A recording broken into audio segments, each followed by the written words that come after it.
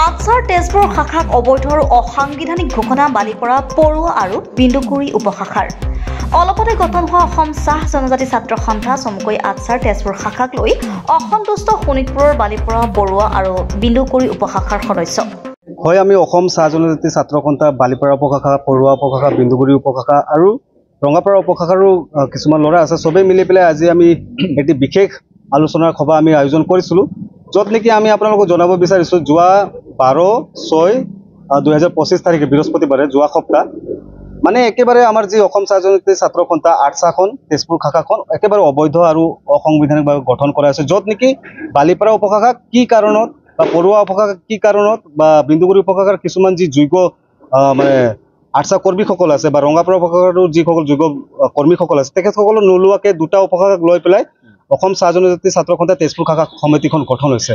সেয়ে আমি একেবাৰে সুখী নহয় যোনটো আৰু আমি একচেপ্ট নকৰোঁ যোনটো নেকি তেজপুৰ শাখাখন গঠন হৈছে। সেয়ে আমি অসম চাহ জনজাতি ছাত্ৰ সন্থা কেন্দ্ৰীয় সমিতিৰ সন্মানীয় সভাপতি ধীৰাজ গোৱালাৰ লগতে সন্মানীয় সাধাৰণ সম্পাদক মানে জগদীশ বৰাই ডাঙৰীয়াক আমি অনুৰোধ কৰিছোঁ যে যি সমিতিখন গঠন হৈছে সমিতিখন ভংগ কৰিব লাগে আৰু 4টা উপশাখাক লৈ পেলাই এক পূৰ্ণ পৰ্যায়ৰ তেজপুৰ শাখা সমিতিখন গঠন হ'ব লাগে। কাৰণ সেইদিনাখন আমাৰ লগত বহুত অন্যায় হৈছে। আমি বাৰে প্ৰতি যি মানে আপোনাৰ পৰ্যবেক্ষক আহিছিলে অভিষেক সোণাৰ ডাঙৰীয়াক আমি বাৰে প্ৰতি আমি অনুৰোধ কৰিছোঁ, কিন্তু তেখেতে আমাক টোটেলি এভইড কৰিছে, ইগনোৰ কৰিছে। আমাৰ যি দাবী আছিলে দাবী একেবাৰে নামানে, আমাৰ কথাই নুশুনে আৰু বিনা কাৰণত আমাক বালিপৰা উপশাখা একেবাৰে বাহিৰত ওলাই দিছে। বাহিৰত ওলাই দি পেলাই একেবাৰে বন্ধ এটা ৰুমৰ ভিতৰত তেজপুৰ শাখা সমিতিখন গঠন হৈছে কাৰণে আৰু এইটো কথা আমি কেতিয়াও মানি নলওঁ।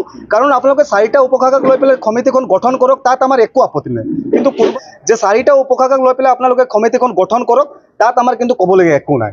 অন্যথা চাওক, আমাৰ লগত আজি আমি যি ইয়াতে আমি এটি বিশেষ আলোচনা সভা আমি আয়োজন কৰিছোঁ, আমাৰ লগত বহুত আটছা কৰ্মীসকলে আছে। আমি ইমানসকল ল'ৰাই আমি অতদিনে আমি সততাৰে নিষ্ঠাৰে আমি আটছা কৰি আছোঁ।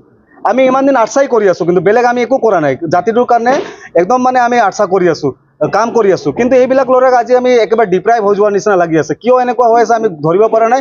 সেয়ে ধীৰাজ গোৱালা জগদীশ বৰাই ডাঙৰীয়াক আমি অনুৰোধ কৰিছোঁ যে 4টা উপশাখাক লৈ পেলাই আপোনালোকে সমিতিখন গঠন কৰক আৰু যোনটো সমিতিখন আপোনালোকে অসাংবিধানিক আৰু অবৈধভাৱে গঠন কৰিছে এই সমিতিখন ভংগ কৰিব লাগে অতি শীঘ্ৰে।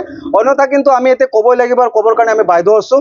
আমি ইয়াত যিমান আটছা কৰ্মীসকলে আছোঁ আমি কিন্তু বিকল্প ব্যৱস্থা ল'বৰ কাৰণে আমি কিন্তু মন বনাই লৈছোঁ অতি শীঘ্ৰে। আৰু আজি কিন্তু আমি আপোনালোকৰ দাবী নামানে, যদি আমাৰ যদি দাবী নামানে তেনেহ'লে আমি কিন্তু বিকল্প ৰাস্তা ল'বৰ কাৰণে আমি কিন্তু মন বনাই লৈছোঁ। কিন্তু ইয়াৰ লগে লগে আমি সময়সীমাও দিব বিচাৰিছোঁ। আমি বেছি সময়সীমা কিন্তু বহুত উকলি গৈছে। আমি 48 ঘণ্টাৰ আমি সময় দিছোঁ, 2 দিনৰ আমি সময় দিছোঁ। 2 দিনৰ ভিতৰত সমিতিখন যোনটো শাখা সমিতিখন গঠন হৈছে শাখা সমিতিখন ভংগ হ'ব লাগে। 4টা উপশাখা লৈ পেলাই সমিতিখন গঠন কৰক, তেতিয়া আমি মানিম। অন্যথা কিন্তু আমি বিকল্প পথেৰে আমি যাবৰ কাৰণে কিন্তু আমি মন বনাই লৈছোঁ।